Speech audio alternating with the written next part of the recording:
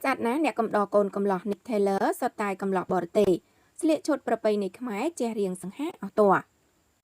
នៅព្រឹកថ្ងៃទី9 ខែឧសភាឆ្នាំ2025នេះតារាចម្រៀងស្រីរ៉ាប៊ីនិងលោក Nick Taylor បានក្លាយជាកូនក្រមុំកូនកំឡោះដ៏ស្រស់ស្អាតសង្ហាក្នុងរោងជ័យហើយ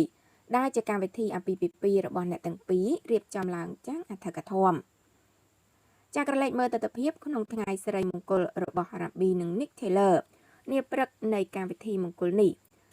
ចាបានរៀបចំឡើងយ៉ាងស្អាតប្រណិតនិងមើលទៅកូនក្រមុំកូនកំឡោះស្រស់ស្អាតគួរឲ្យស្រឡាញ់ស័ក្តិសមគ្នាខ្លាំង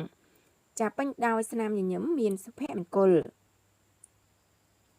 ចាក្រៅពីចាប់អារម្មណ៍សរសើរកូនក្រមុំកូនកំឡោះក្នុងរោងជ័យពេលនេះដែរ